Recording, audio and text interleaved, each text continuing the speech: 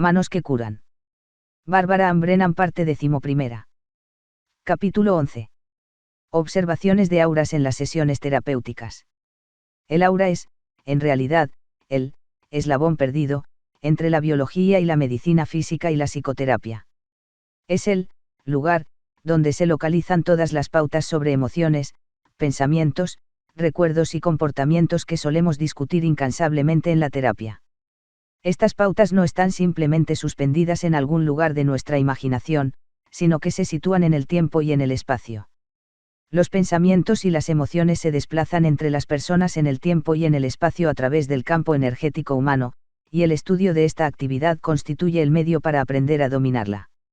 Observemos algunos de los flujos energéticos fluidos de las auras cuando las personas se agitan en sus vidas cotidianas, y luego en sesiones terapéuticas. Nos concentramos en las formas móviles coloreadas de las 4 capas inferiores del aura, y continuaremos hablando de los chakras en un capítulo posterior. La percepción de los colores en el campo. Cuando se empieza a leer las auras puede que no se comprenda inmediatamente el significado de los colores. Luego, con la práctica, se aclarará su significado general. Si el profesional tiene una mayor sensibilidad mediante el empleo de sus dones, sabrá leer el significado de los colores que percibe. Hablaremos en detalle de los colores en el capítulo 23. Recuerdo una de las primeras explosiones del campo energético humano que he observado como una de las más vívidas.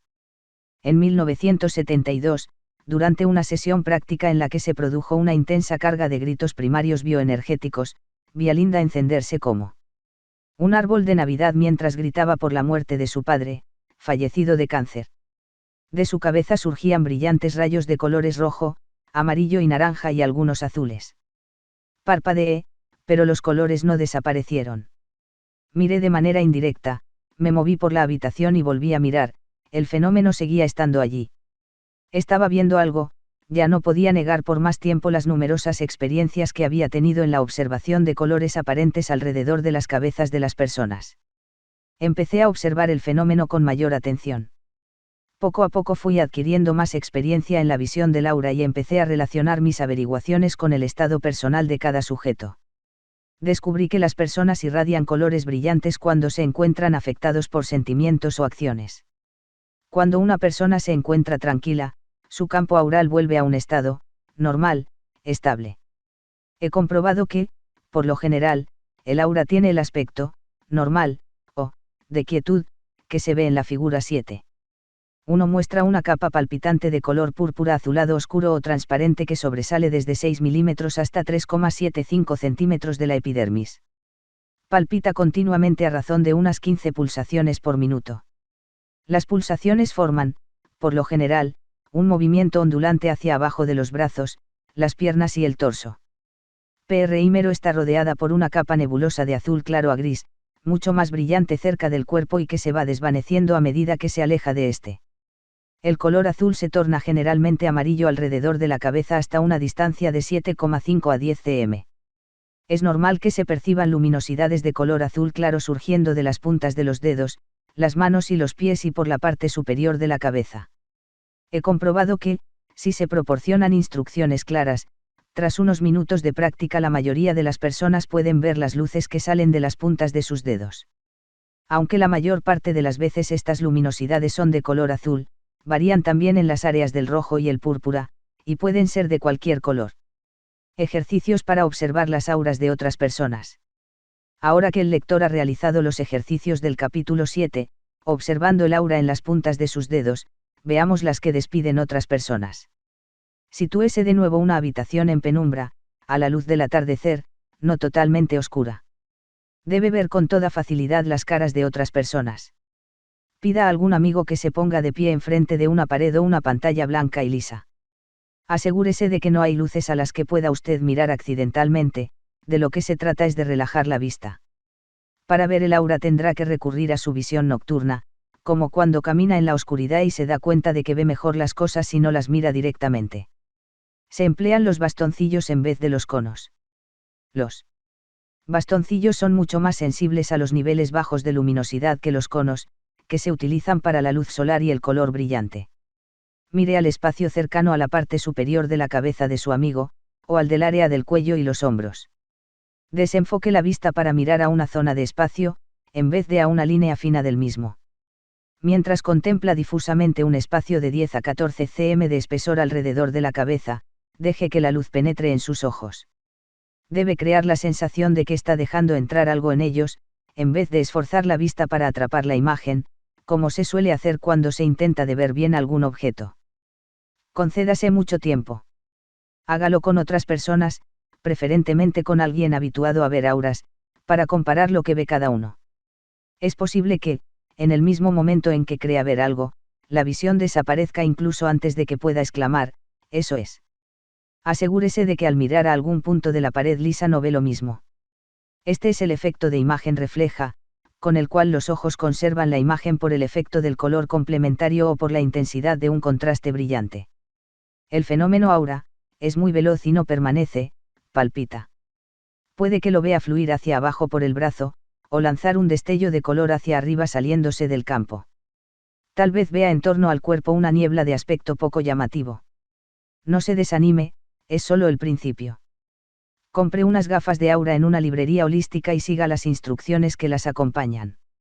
Le ayudarán a desarrollar su capacidad de ver y tienen un efecto acumulativo sobre la sensibilidad del ojo. El cristal de color azul cobalto es el mejor, pero es difícil de encontrar. La mayoría de las gafas de aura son púrpura oscuro y dan buen resultado. No prolongue ninguno de estos ejercicios, comprobará que transcurridos unos instantes se encuentra muy cansado. He observado que los componentes de un grupo se excitan extraordinariamente cuando ven algo, luego, al continuar, les asalta la duda y el sistema energético de cada persona se agota. No tardará en tener la habitación llena de personas silenciosas y cansadas. En consecuencia, practique solo un poco cada día. Y compruebe lo que ve con las ilustraciones y las descripciones que siguen. Cuando una persona experimenta un fuerte sentimiento, su aura en reposo se ve penetrada súbitamente por otro color y forma relacionados con su estado emocional. Luego, cuando dicho sentimiento se ha aplacado, el aura recupera su aspecto general original. El tiempo que lleva este proceso varía según el individuo y depende de diversos factores. Si la persona no ha apaciguado su sentimiento, este se mantendrá en su aura, normalmente desvaída, hasta que desaparezca. Si libera solo parte de su sentimiento, esa parte se apaciguará. Los colores y las formas pueden destallar rápidamente y salirse del campo aural, o quizás se desvanezcan durante algunos minutos, o incluso durante semanas. Pueden también colorearse o enmascararse con otros colores y formas haciendo un efecto de capas. Algunas formas, a las que me referiré más adelante, permanecen en el aura durante años. Cada pensamiento, sentimiento y experiencia de una persona tiene efectos sobre el aura y la cambia. Algunos efectos se mantienen para siempre. La figura 11.1a muestra el aura normal de un hombre. Cuando canta, figura 11.1b, el aura se expande y brilla. Justo después del movimiento de inhalación surgen destellos y chispas como relámpagos de color violeta azulado iridiscente, antes de empezar cada nueva frase. A medida que los presentes ponen más atención, su aura general se expande. Grandes arcos de luz se extienden desde el cantante hacia el público, y las auras de ambos se conectan. Cuando fluyen los sentimientos entre el intérprete y el público empiezan a crearse formas mutuas. Estas formas energéticamente conscientes se relacionan, en estructura y color, con los pensamientos y sentimientos mutuos del grupo y de la música que se está creando. Al concluir la canción, las formas se desconectan y disgregan a causa de los aplausos, que actúan como si fueran una goma de borrar que limpia el campo para la siguiente creación. Tanto el intérprete como quienes lo escuchan son activados al recibir la energía creada por la música. Una parte de esta energía se interiorizará para romper los bloques mantenidos en el cuerpo, otra parte se usará para la siguiente creación. Cuando una persona pronuncia una conferencia sobre su tema favorito, su aura se expande y toma una coloración plateada dorada o lanza chispas de color azul iridiscente. Como se ve en la figura 11-1c, se produce el mismo fenómeno actuante público, esta vez con mayor intensidad en las energías mentales, que aparecen como amarillo dorado. Concluida la conferencia, el aura del orador permanece expandida cierto tiempo, ya que su trabajo lo ha elevado. Se ha producido un intercambio mutuo de conciencia energética. Parte del público vibra ahora más a su nivel.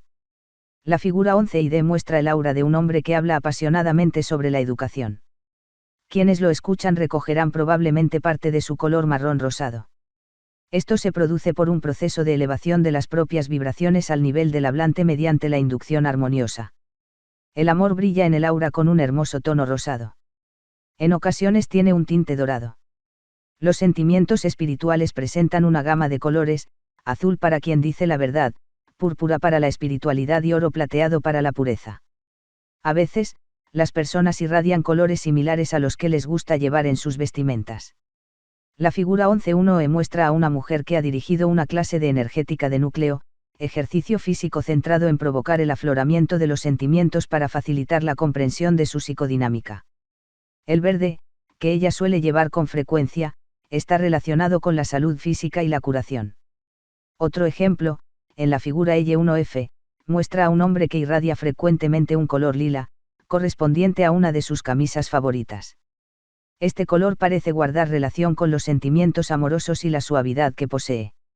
La figura I11G muestra a una mujer en actitud meditativa para aumentar la energía de su campo, que se presenta en muchos colores, algunos de los cuales han saltado delante de ella en un movimiento fluido.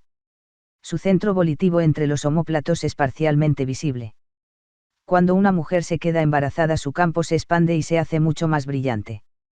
La figura 11.1H muestra a una embarazada de 6 meses, va a tener una niña. La futura madre muestra hermosas bolas suaves de colores azul, rosa, amarillo y verde que giran entre sí sobre sus hombros. Estos son solo unos cuantos ejemplos sobre la unión y conexión inherente del campo energético humano con todo lo que vemos que se produce en los niveles puramente físicos y psicológicos. La ira y otras emociones negativas. El rojo ha estado asociado desde siempre con la ira. Sin embargo, cierto día, mi hijo de 11 años, un muchacho lleno de felicidad y energía, mostraba, mientras estaba jugando alegremente, el aspecto de la figura 11.1a, con brillantes franjas rojas y anaranjadas irradiando de su cabeza. La calidad del color rojo es la que indica ira. El naranja rojizo brillante no tiene nada que ver con la ira, sino que está relacionado con la fuerza vital vibrante.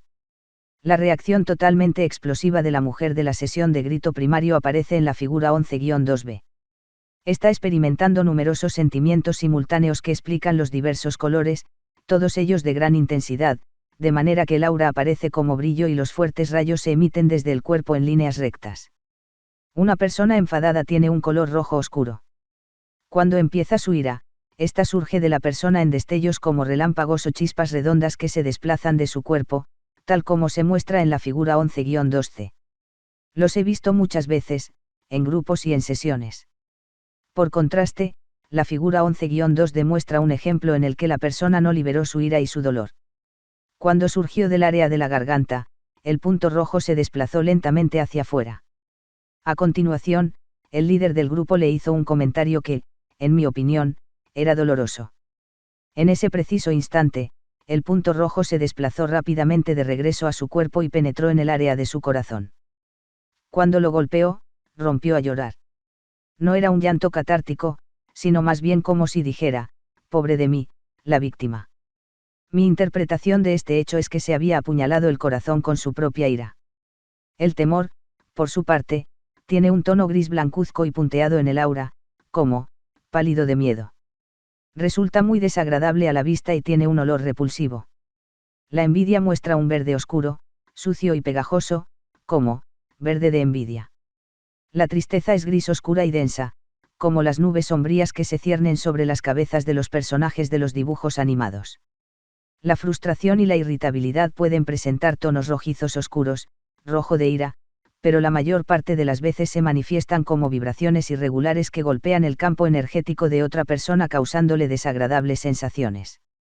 Por lo general, un amigo reacciona ante esta interferencia tratando de provocar una expresión directa de los sentimientos negativos, mucho más agradables de tratar.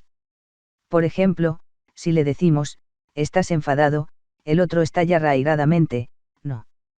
De este modo se libera parte de esta molesta interferencia. Efectos de la droga sobre el aura. Las drogas, como el LSD, la marihuana, la cocaína y el alcohol son perjudiciales para los brillantes y saludables colores del aura y crean un moco etéreo, como sucede con la enfermedad. La figura 11-2 se muestra el efecto que provoca en el aura la aspiración de cocaína por la nariz. Cada vez que esta persona lo hacía, los sábados por la noche, presentaba en el lado derecho de la cara y la cabeza una gran cantidad de moco gris etéreo, pegajoso, mientras que el izquierdo se mantenía relativamente limpio. Le pregunté si aspiraba más por una ventanilla de la nariz que por la otra, pensaba que no. Mis repetidas comparaciones, podía detectar cada vez que lo hacía, y una descripción gráfica de su moco etéreo, le ayudaron a dejar el hábito. La figura 11-2F muestra el aura de un hombre que se había drogado frecuentemente con LSD y bebía muchísimo alcohol. Su aura tiene una tonalidad pardo-verdosa oscura. El punto verde sucio, que se desplazaba lentamente hacia abajo y no se liberaba, se relaciona con sus sentimientos de ira, envidia y dolor mezclados, sin diferenciar, retenidos. Tengo la seguridad de que si hubiera podido separar estos sentimientos, entender sus fundamentos, expresarlos y liberarlos, el punto se habría fragmentado en tonalidades más claras y brillantes de los colores correspondientes, rojo, verde y gris, para desplazarse a continuación. Sin embargo, debido a la cantidad de contaminación oscura de su campo, este hombre debía hacer una amplia limpieza energética para desprenderse de su moco etéreo antes de que lograra elevar su nivel energético lo suficiente para aclarar y desplazar sus sentimientos. Un peso, aparente, en el aura. La figura 11-2G muestra a un hombre que también había sucumbido durante años a drogas tales como el LSD y la marihuana, con el consiguiente aura verde sucio. El deterioro que suponen estas experiencias se muestra en el lado superior derecho. Parece como si tuviera peso, debido a que siempre inclinaba la cabeza en un ángulo que parecía equilibrar la forma. Esta se mantuvo siempre en la misma posición, una semana tras otra. Cuando se la señalé, fue capaz de verla, utilizó un espejo. Para retirar esta forma, tendría que dejar las drogas y limpiar el campo, además de lo que se ha indicado antes. Le recomendé que, además del trabajo corporal, hiciera ayuno y siguiera una dieta limpiadora. Entonces podría aumentar la fuerza de su campo energético e irrumpir en este deterioro acumulado para disiparlo. En la figura 11-2H se observa un aspecto interesante del peso, aparente, relacionado con la consistencia mucosa. Esta mujer había sido el tipo clásico de una buena chica, durante años, pero acababa de rebelarse. Dejó de ser tan buena, y se mostró terriblemente airada durante la sesión. Derribó las sillas de la habitación e incluso entró a saco en la caja de pañuelos de papel rompiéndolos en pedazos. Cuando salió de la sesión se sentía liberada. Sin embargo, una semana más tarde se concentró en un profundo retiro y acudió a mi consulta con un terrible dolor de cabeza. Andaba con cuidado y mantenía la cabeza hundida entre los hombros. En este momento observé una gran gota de moco encima de su cabeza. Aparentemente, lo liberó en la sesión V, se había acumulado allí. Es bien conocido el fenómeno de la liberación de toxinas como consecuencia del trabajo bioenergético. En ocasiones, las personas enferman después de un trabajo arduo. Mi cliente ya no era rebelde, sino que daba muestras de un comportamiento de autocastigo, en cierto modo masoquista. Le sugerí que iniciara la sesión con movimientos físicos. Le pedí que se inclinara por la cintura con movimientos elásticos, como de latigazos. Al hacerlo, la bola de moco saltaba hacia adelante, hasta unos 75 cm de ella.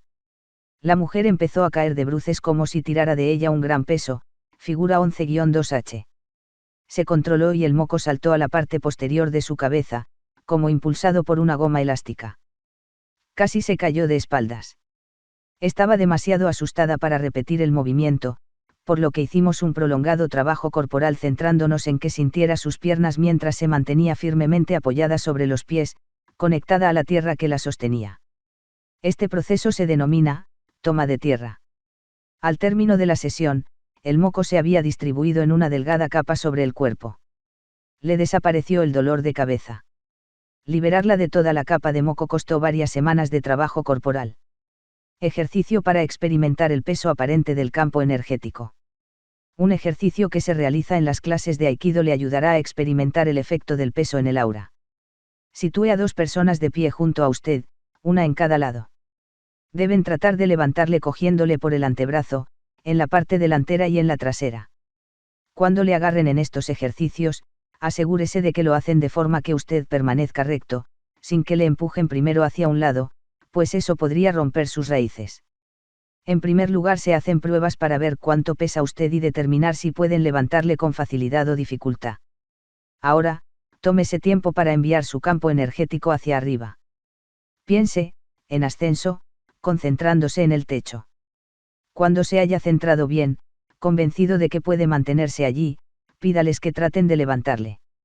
Resultó más fácil. Concéntrese ahora en aumentar su conexión con el suelo. Haga que le crezcan raíces desde las puntas de los dedos y las plantas de los pies, profundizando en la tierra. Concéntrese en la fuerte y poderosa conexión energética que tiene con la tierra. Cuando se haya centrado muy bien, pídales que intenten levantarle de nuevo. Resulta más pesado y difícil de levantar. Probablemente. Formas de pensamiento disociado. En el aura a lo largo de mis años de práctica bioenergética he observado un fenómeno al que yo llamo, espacios móviles de realidad. Considero que estos, espacios, son similares a los descritos en los estudios topográficos, donde un grupo, o campo, determinado contiene una serie de características que definen las operaciones matemáticas posibles dentro de dicho campo. En términos de psicodinámica existen, espacios de realidad, o sistemas de creencias, que contienen grupos de formas filosóficas asociadas con las concepciones acertadas y erróneas de la realidad. Cada forma de pensar contiene sus propias definiciones de la realidad, como, todos los hombres son crueles, el amor es débil. Controlarse da seguridad y fuerza. Según mis observaciones, a medida que la gente atraviesa su experiencia cotidiana se desplaza también por los distintos, espacios, o niveles de realidad definidos por estos grupos de formas de pensar. Cada grupo o espacio de realidad experimenta el mundo de forma diferente. Estas formas de pensar son realidades energéticas, observables, que irradian colores con diversas intensidades. Su intensidad y su definición formal son el resultado de la energía o la importancia que una persona les ha concedido. Las formas de pensar son creadas, construidas y mantenidas por sus poseedores mediante los pensamientos habituales. Cuanto más definidos y claros sean estos pensamientos, más definida será la forma. La naturaleza y fuerza de las emociones asociadas con los pensamientos dan a la forma su color, intensidad y potencia. Tales pensamientos pueden ser conscientes o no.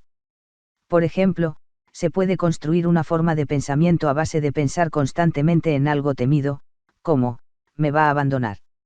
El creador de la forma de pensamiento actuará como si eso fuera a suceder. El campo energético de la forma de pensar afectará negativamente al campo de la persona a quien se refiere.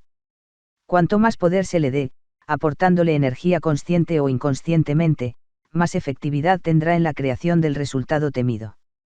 Por lo general, estas formas de pensar forman parte de la personalidad con tanta naturalidad que el individuo ni siquiera las advierte. Empiezan a formarse en la infancia y se basan en el razonamiento infantil, integrándose luego en la personalidad. Son como una especie de equipaje extra que la persona lleva en su interior de un lado a otro, sin darse cuenta de su efecto, que es muy grande. Este conglomerado de formas de pensar, o sistemas de creencias, atrae muchos efectos a la realidad exterior de uno. Como quiera que estas formas no están profundamente enterradas en el subconsciente, sino que se sitúan en el límite de la conciencia, se pueden retirar empleando métodos tales como el trabajo corporal energético de núcleo, los juegos de asociación de palabras y la meditación. Cuando las formas se atraen el enfoque de la conciencia mediante la expresión de los sentimientos asociados con ellas y la liberación de dichos sentimientos, entonces se pueden cambiar. Este proceso permite una visión más clara de la realidad que crea las formas. Cuando se desvelan, se ven y se liberan los supuestos invalidados, recuerde que están basados en la lógica infantil, pueden ser sustituidos por una visión más madura y clara de la realidad que, a su vez, conduce a la creación de experiencias vitales positivas. Dentro de algunas personalidades estas formas están interconectadas, y la conciencia personal rara vez se encuentra sumergida por completo en un espacio sin tener conocimiento de la mayoría de los demás, por lo que el individuo mantiene un alto grado de integración en su vida cotidiana. Por otra parte, de un espacio de realidad a otro puede fluir con facilidad un tipo distinto de personalidad, pero sin tener conciencia de que exista alguna conexión entre dichos espacios. Es posible que el sujeto no sea capaz de integrar o entender este flujo dinámico y viva, por tanto, confuso, sobre todo si se dispara interiormente un determinado flujo cíclico crónico. Puede encontrarse atrapado, entonces, en un flujo automático secuencial que le lleva de un pensamiento al siguiente mientras permanece desesperadamente enmarañado e incapaz de liberarse a sí mismo de este ciclo crónico hasta que finaliza todo el proceso. A continuación puede pasar a un estado distinto de realidad solo porque la acción cíclica del pensamiento ha agotado toda la energía disponible. No sabrá cómo ha salido de la pauta cíclica y, por tanto, probablemente será incapaz de liberarse del ciclo la próxima vez que se dispare. Estos estados de la realidad pueden ser eufóricos, como aquel en el que una persona piensa que logrará grandes cosas y se hará famosa o rica, pero no tiene conciencia de la enorme cantidad de trabajo práctico que le espera antes de alcanzar dicha meta. O puede tener el efecto contrario, en el que uno se ve a sí mismo en un estado mucho peor que el real. En cualquiera de dichos estados, el sujeto probablemente solo ve una parte de sí mismo, exagerándola. Puede tener el potencial necesario para crear todas las grandes cosas que ve para sí mismo en el primer estado, pero necesitará mucho trabajo y tiempo. Por otra parte, en el segundo estado negativo, ve la parte de sí mismo que necesita cambiar, pero se olvida de que ese cambio es posible. En su libro How to Read the Aura, William Butler indica que las formas particulares de pensamiento se mantienen estacionarias en el campo energético hasta que una entrada interna o externa de energía las dispara. Entonces, estas formas se desplazan por el aura en una secuencia crónica, pero no son liberadas. Simplemente se descartan a sí mismas y quedan en estado latente recuperando la energía suficiente para desplazarse de nuevo. Las formas de pensar acopian energía a través de los pensamientos semiconscientes habituales del individuo y otros sentimientos afines. También la acumulan atrayendo pensamientos y sentimientos similares de otras personas. Dicho de otro modo, si usted se juzga continuamente a sí mismo sobre algo, sus acciones y sentimientos seguirán a sus juicios y pronto, a través de ambas instancias, los demás, sus conocidos, entrarán en el cuadro y estarán de acuerdo con usted, enviándole energía en forma de pensamientos y sentimientos que estarán de acuerdo con los suyos. Por ejemplo, si usted se repite constantemente que es tonto, poco fiable, feo o gordo, los demás no tardarán en estar de acuerdo con usted. La energía de aquello se añade a la que usted tiene acumulada hasta que su forma de pensar tiene energía suficiente, alcanzando la masa crítica, para dispararse. Entonces caerá en un estado en el que llegará al convencimiento de que es tonto, feo, poco fiable o gordo, hasta que la energía de su forma de pensar se disipe momentáneamente. Por supuesto, también es posible que atraiga a usted un acontecimiento externo capaz de disparar dicha forma de pensar con una explosión de energía. El proceso es el mismo en ambos casos. Un disparo semejante no es necesariamente negativo, pues si el individuo se encuentra en proceso terapéutico puede salir de su ciclo crónico y fragmentar la forma cíclica lo suficiente como para manejarla muy bien la próxima vez que se dispare. Si el terapeuta es capaz de percibir estas realidades y las describe o ayuda al cliente a describirlas, podrá ayudar a éste a liberarse mientras pasa de una realidad a la siguiente. La descripción que haga el terapeuta de cada estado de la realidad, tal y como su cliente la experimenta, dará a éste una visión de conjunto de todo el proceso. Dicha visión global ayudará al paciente a crearse un observador objetivo interno que también puede definir cada uno de los espacios a medida que entra y sale de ellos. Con este trabajo, cliente y terapeuta serán capaces de definir con mayor claridad el ciclo crónico del primero y encontrar juntos una salida. Luego podrán buscar la forma de romperlo la próxima vez que se inicie.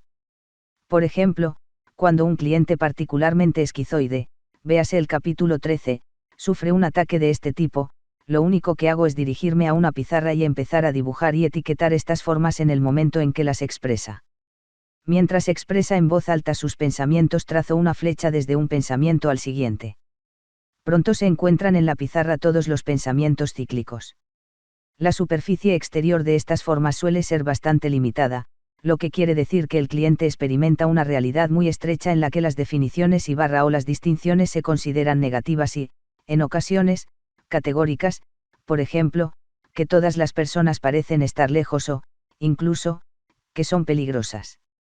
También puede ocurrir que el cliente crea que es una víctima de la vida.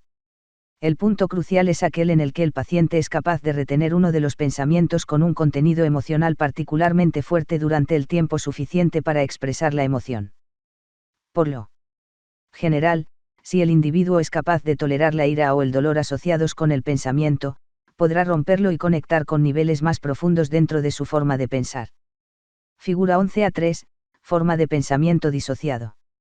Estoy enfadado, causo daño, porque no me trata bien, no es culpa mía, no puedo evitarlo, no lo volveré a hacer, causo daño, estoy enfadado, no sé qué hacer, no puedo soportarlo, estoy enfadada, salida del dolor sentido, no sé qué hacer, voy a cambiar esto, porque hago estas cosas, no tengo salida, le odio, es culpa suya, lo necesito, soy una perdedora, nadie más me querrá nadie, es culpa suya, hazlo por mí, etc.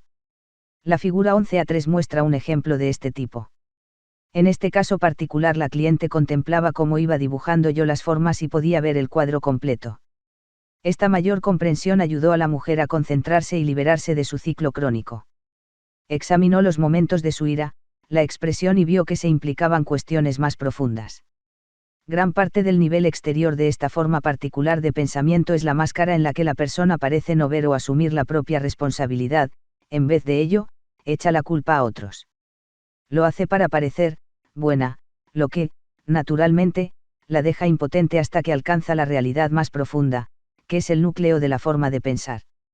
Cuando sintió, como consecuencia de un trauma infantil, que interiormente era mala, y que nada podía hacer al respecto, mi cliente entendió que en el futuro tenía la opción de ver y comprender toda la estructura sumiéndose primero en su ira cuando se sentía atrapada, y penetrando luego en el dolor inherente a esa forma de pensamiento.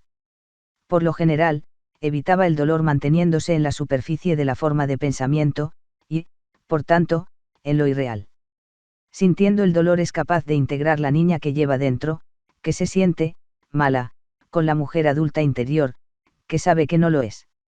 Por lo general, la clave para romper con una pauta de pensamiento cíclico está en expresar y liberar los sentimientos. En la mayoría de los casos, estas formas se han disociado, en primer lugar, para que la persona no experimente los sentimientos contenidos en ella. El individuo dedica gran cantidad de esfuerzos durante su vida cotidiana a evitar que esa forma de pensar se ponga en movimiento, porque le evoca unos sentimientos indeseables. Aun cuando la persona evita las situaciones que pueden evocar dichos sentimientos, el resultado no es del todo satisfactorio, ya que continuamente está recargando las formas de pensar. Mientras un individuo prosigue con su proceso terapéutico, la forma se va conectando cada vez más con el resto de la personalidad a medida que pasa el tiempo, los aspectos negativos se transforman en funciones positivas y se integran con el aura, normal, de la persona como colores claros y brillantes sin forma. Figura 11A4, hombre trabajando en un taburete bioenergético. Doblando la espalda en un cojín se pueden liberar bloqueos de la columna. Luego la nube de consciencia de la cabeza se desbloque también. Limpieza del aura durante una sesión terapéutica. La terapia energética de núcleo ha sido proyectada para ayudar a la gente a liberar los bloques de su campo aural mediante el enfoque y el ejercicio físico. La figura 11A4 ilustra esta liberación. Al estar tumbado de espaldas sobre un taburete almohadillado, los músculos del torso se estiran y empiezan a relajarse. Esto provoca una liberación energética y hace que el bloque se vaya. Este paciente tenía un fuerte bloque energético en los músculos situados delante de la columna vertebral, cerca de la articulación diafragmática. Mientras trabajaba en el taburete bioenergético, el bloque se liberó súbitamente con una explosión de energía. La nube energética ascendió rápidamente por la espina dorsal. Cuando llegó a su cabeza y se abrió paso en su conciencia, observé que pasaba a otro espacio de la realidad. Empezó a llorar y a expresar dolores de su primera infancia. Conforme daba rienda suelta a sus sentimientos, liberaba una nube energética cada vez mayor que se desplazaba fuera de su campo. La descripción que sigue es lo que sucede durante una sesión terapéutica típica. Ofreceré, en primer lugar, algunos antecedentes sobre mi cliente, a la que llamaré Susan. Susan era una bella muchacha rubia algo menor de 30 años, terapeuta, casada y madre de una niña de 2 años. Ella y su esposo, terapeuta igualmente, formaban una pareja muy fructífera y estable y ejercían un papel de liderazgo entre sus colegas. Se habían conocido y casado muy jóvenes. El padre de Susan murió en un accidente poco antes de nacer ella, dejando a la madre a cargo de la recién nacida y 2 niños pequeños. Los ingresos de la madre eran escasos, o nulos, y tuvo que pedir a otras personas que cuidaran de Susan. La muchacha, por tanto, creció en 2 hogares, uno muy limpio, ordenado y profundamente cristiano, y el otro, el hogar materno, descompuesto. Su madre no logró restañar la herida que le produjo la muerte de su esposo en un momento tan importante. No volvió a casarse, pero tuvo muchos amantes. El temprano casamiento de Susan satisfizo la necesidad que tenía de un hombre que la cuidara, ya que, en realidad, nunca tuvo padre. Por otra parte, Susan abrigaba el temor de que nunca lograría prosperar en el matrimonio, como su madre, o que tendría que ser perfecta para lograrlo, como le sucedía en la familia religiosa. Cuando llegó cierta mañana para realizar su sesión, Susan parecía pletórica de felicidad y alegría. Habló de la semana que había pasado con su marido. Al hacerlo, movía los brazos y arrojaba una nube rosada y blanca de felicidad, figura 11:5. Sin embargo, esta felicidad le servía para encubrir otros sentimientos más profundos que su campo energético delataba. Las observaciones me demostraron que había un bloque, que aparecía como un punto gris oscuro en el plexo solar, el área del estómago, relacionado con el miedo y otros sentimientos. El bloque secundario estaba en la frente, gris claro, indicativo de una confusión mental, y que se conectaba directamente con el dolor emocional del corazón, rojo. Presentaba una extraordinaria actividad mental, alta energía, en los lados de la cabeza, amarillo. Tenía, además, una gran cantidad de energía vibrante de vida sexual en la pelvis, rojo-naranja. Mientras seguía agitando los brazos y hablando alegremente hasta el extremo de arrojar suaves nubes rosadas y blancas, la brillante energía amarilla que irradiaba por los lados de la cabeza empezó a cubrir o enmascarar el área problemática de su frente, de color gris. Estaba, literalmente, convenciéndose a sí misma de que era feliz, enmascarando el gris con la energía amarilla, mental. Cuando le describí lo que veía, dejó inmediatamente de crear la nube rosada, falsa, y el área gris de su cabeza recuperó su tonalidad original. La compostura de Susan cambió por completo, pasando a mostrar temor y dolor emocional. Entonces empezó a confiarme lo que realmente estaba pasando. Poco antes de acudir a su sesión semanal, Susan había sabido que su madre estaba hospitalizada con cierta clase de parálisis en los ojos. El médico le apuntó que se trataba de un síntoma de algo grave, quizá de esclerosis múltiple. La situación alteró profundamente a Susan y tuvo que recurrir a toda su fuerza para soportar los variados sentimientos que sentía hacia su madre. Al bloquear su energía de vida sexual en la pelvis y no permitir que le fluyera por las piernas, se bloqueaba a sí misma en relación con el suelo y con su base como ser humano sobre la tierra. Por tanto, en este punto de la sesión era importante hacer descender dicha energía hacia la tierra y conectarla con su base energética, la fuerza de sus piernas y de la pelvis. A base de ejercitar ambas partes empezamos a desplazar la energía pélvica piernas abajo para formar la base donde realizar trabajos más difíciles. Esta energía descendió rápidamente por sus extremidades para conectarla con el suelo. A continuación fluyó por todo su cuerpo y cargó el sistema de forma más equilibrada. Mientras se liberaba el bloque pélvico, el cambio en la energía le dio una sensación de seguridad dentro de sus propios sentimientos de fuerza sexual y vital. El bloque pélvico guardaba relación con su madre, incapaz de controlar adecuadamente su energía sexual. Susan seguía teniendo miedo a ser como su madre, sin embargo, puesto que su conexión corazón-sexo era fuerte, no existía un peligro real en este sentido, lo cual explica que la energía se desplazara con tanta rapidez por sus piernas para penetrar en la tierra. Una vez enterrada esa energía, Susan supo que podía tener sentimientos placenteros y controlarlos, de manera que podía hacer lo que quisiera con ellos. A continuación, Susan tuvo la capacidad necesaria para hablar sobre el dolor que sentía su corazón por la enfermedad materna. Empezó a llorar, y con ello liberó el rojo de su zona cardíaca. Procedimos entonces a trabajar con el bloque principal situado en el plexo solar, relacionado con sus necesidades infantiles insatisfechas, lo que, a su vez, hacía que rechazara a su madre. De este modo, el campo energético revelaba su conflicto interno. Por una parte tenía sentimientos dolorosos y amorosos hacia su madre, gravemente enferma a la sazón, por otra, sentía la ira del rechazo, como si dijera, si no te has preocupado por mí, ¿por qué he de preocuparme yo por ti? Al conducir este conflicto a la conciencia y la comprensión empezó a liberar el área gris de su frente. La liberación del punto oscuro de su plexo solar exigió un gran trabajo corporal.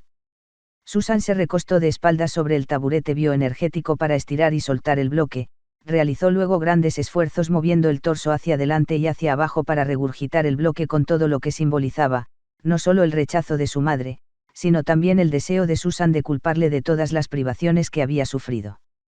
Susan mantenía un estado de privación. Seguro, en su vida actual, había sustituido las privaciones sufridas en la niñez por las que se imponía a sí misma. El punto oscuro, de 10 centímetros de diámetro, del plexo solar se aclaró y extendió para formar un área más amplia, 20 centímetros de diámetro, pero una parte permanecía dentro del campo energético, lo que indicaba que todavía no se había resuelto totalmente la cuestión. Costaría tiempo liberar este punto oscuro, ya que contenía aspectos importantes de su vida. A lo que me refiero al hablar de un estado de privación, seguro, es que la joven se sentía cómoda con ciertas privaciones que le parecían normales. Los seres humanos nos sentimos más seguros en lo que consideramos la norma, tanto si es realmente normal como si no, esa norma se establece en nuestro entorno infantil. Por ejemplo, en el caso de Susan, la norma se manifestaba a través de su espacio vital. Siendo niña se sentía confusa sobre su hogar. ¿Cuál era realmente? Ninguno de los dos. El problema persistió posteriormente. Había vivido en una casa inacabada casi la totalidad de sus 8 años de matrimonio. En realidad, nunca había terminado de crear y amueblar su propio hogar. A medida que progresaba la terapia, el espacio vital de Susan se convirtió en algo armoniosamente ordenado y bellamente acabado. En su caso, era de hecho la manifestación exterior de su estado interno. A través de estas observaciones del campo energético el lector estará empezando a ver con mayor claridad, probablemente, la conexión entre la enfermedad y los problemas psicológicos. Detenemos nuestros sentimientos bloqueando nuestro flujo energético. Se crean así unos estancamientos energéticos en nuestros sistemas que se mantienen hasta enfermar el cuerpo físico. De ello hablaremos con más extensión en la cuarta parte. La conexión entre la terapia y la curación se evidencia cuando se considera la enfermedad de este modo. La amplia visión del sanador abarca la totalidad del ser humano. En la curación no se separan el cuerpo y la mente, las emociones y el espíritu, todo ello debe estar equilibrado para crear un ser humano saludable. El sanador se centra en el mal funcionamiento físico, psicológico y espiritual. Es imposible curar sin afectar los niveles psicológicos de la personalidad. Cuanto mejor entienda el terapeuta la psicodinámica de sus clientes, mejor equipado estará para ayudar a sus pacientes a curarse a sí mismos. Revisión del capítulo 11. 1. ¿Qué es un bloque energético? 2. ¿Cómo se crea un bloque energético en el CEH? 3. ¿Cómo puede decir cuándo se ha liberado un bloque del CEH? 4. ¿Cuándo puede decir que alguien libera sus sentimientos en vez de retenerlos? 5. ¿Qué fenómeno se presenta primero, el aura o el físico? 6. ¿En qué color o colores se presentan en el aura las siguientes emociones: miedo, ira, amor, alegría, confusión, envidia, odio? 7. ¿Qué color es el mejor del aura? Rojo brillante y vibrante cerca de la pelvis, o verde agradable e intenso cerca del área del tórax plexo solar.